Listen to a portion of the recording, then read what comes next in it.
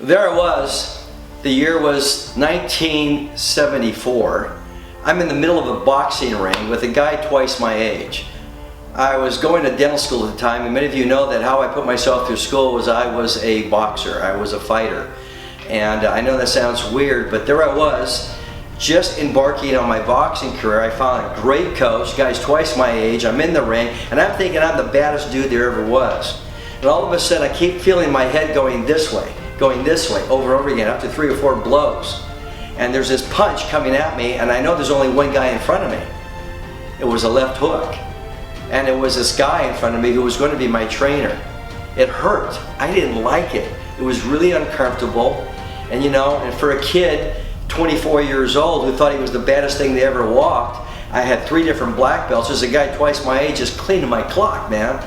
What's this all about? Do I really want to do this? You know, do I really want to continue? I mean, this has got to be insane. I think maybe bagging groceries might be safer, okay? But I never forgot, you know, he looked at me at the end of this, he goes, wow, you really got a lot of raw talent, Jeff. You know, you're going to be doing really great. Now inside the little voice in my head, and you know the little voice I'm talking about, it said, you got to be insane, you know. And I'm driving home in the car, feeling my neck get tired, and I'm having a dialogue in my head that says this is insane. You don't want to do this. This is crazy, you know. This is too hard. It's really uncomfortable. But I woke up the next day, and I remembered 2 words, so what? And I know that anybody that I ever really idolized or really wanted to go after as a mentor or a master, they must have said so what to that pain too. And I found myself going back to that gym every day, over and over and over again. You know, they have a saying that on fight night, when the championship is there at stake, the fights aren't won on fight night. They're won in the gym. It's how you show up every single day. It's the consistency, in spite of the pain, in spite of the discomfort, that you just show up.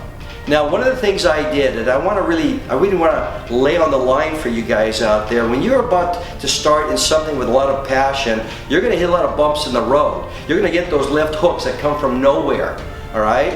And they don't always feel good, and they're uncomfortable.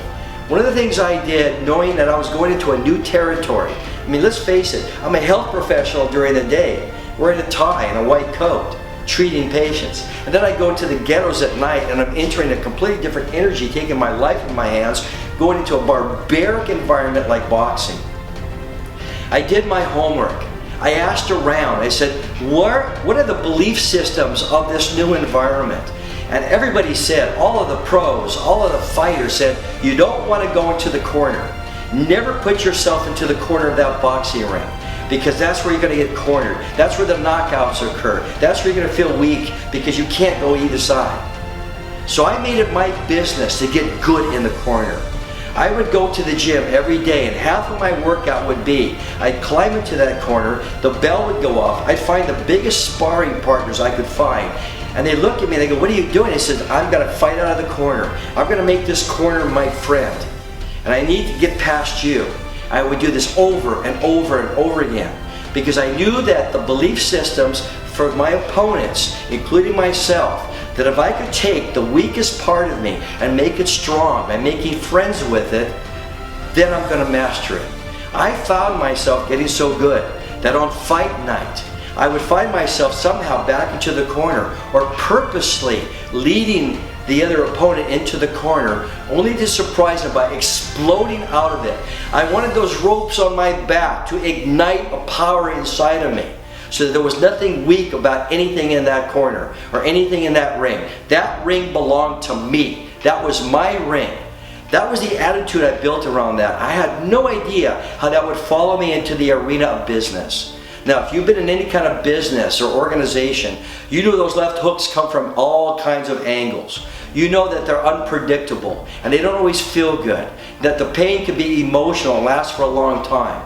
And I remember one time I was in my business for after a couple of years, and I looked at accounting and spreadsheets and all the things that I needed to understand to really understand the nature of this new boxing ring of a business I was in.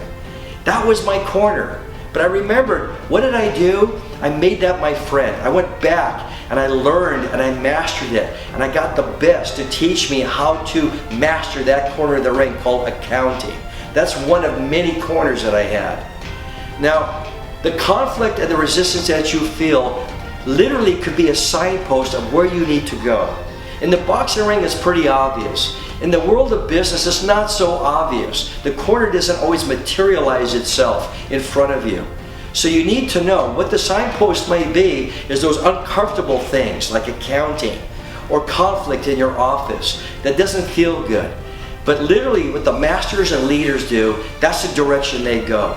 If there's a place that you don't want to go, consider the possibility that's where the signpost is pointing you. Master that and then get back on track. I'll leave you with a story about growth, because that has been the key to my success.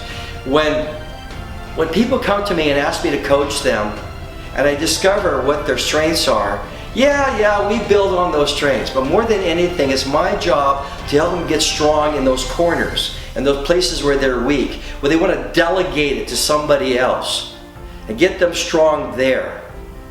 You know, an oyster has within its DNA the potential to translate the irritation it feels from a grain of sand. The grain of sand hits the soft tissue of the oyster and causes an irritation. And it releases in the DNA of that oyster to start to coat that grain of sand and turn it into a pearl. Without the irritation, there can be no pearl.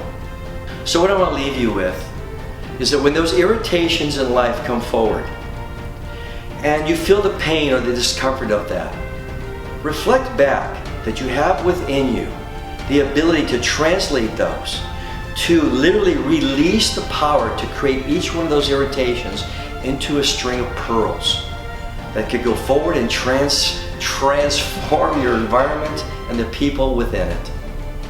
And so it is. Share this if it's of value for you.